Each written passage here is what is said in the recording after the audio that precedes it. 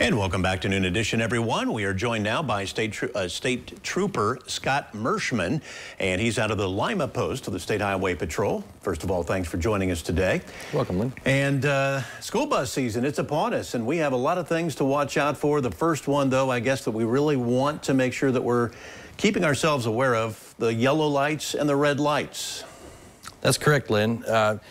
You know, as school season approaches, you're going to start to see them yellow buses out there, and they have one single purpose, and that's to pick up kids and drop kids off. And their purpose is to get the kids to and from school very safely, and our purpose is to educate the public and make sure that the public is aware of what those buses do and the significance of those lights. And we've got several graphics to put up on the screen for you. The first one here kind of tells you that Ohio law actually requires you as State Patrol troopers to inspect all school buses before the year even starts. That's something that a lot of people may not be aware of.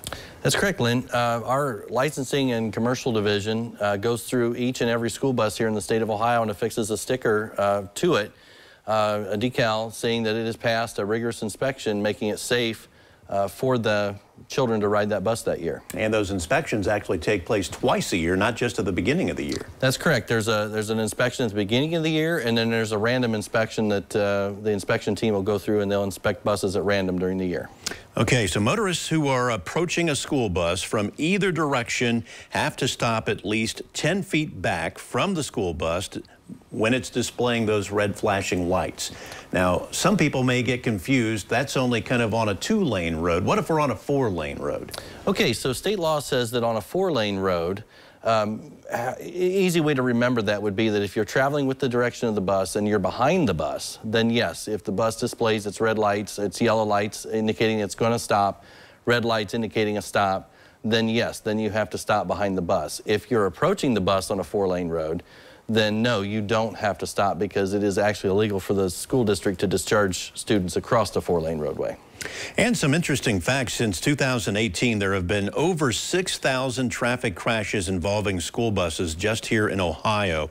And during that time, 1,800 folks have been injured. That's not on the school bus. Those are students who are getting on or off those school buses, and 6 were killed. That's correct. No traffic fatalities on anyone on the buses, though. Thank goodness for that. But yeah, we do have a significant amount of school bus crashes, and obviously injuries can go up because there's no safety belts on school buses and things like that. And there's quite a few more students on buses, so your risk of injury is higher. I did see where you guys cited 16,000 drivers since 2018. That shows you are watching for this and you're going to nail them. That's correct. We actively patrol behind buses. We ride on buses when personnel allows that to do so. We'll follow buses every morning on their routes, looking for violations. And the school bus violation is one of those violations that we're actually able to cite a driver for a violation based on the school bus driver's observations. I guess the big key to keep in mind is these kids aren't paying attention. They're kids. They're just going to cross the street if the bus driver waves them across. Sometimes they may not even wait for that bus driver to wave them because they're kids. So we have to be extra cautious. That's right. That's right. Like I said at the beginning, a school bus has one purpose, and it drops kids off to and from school.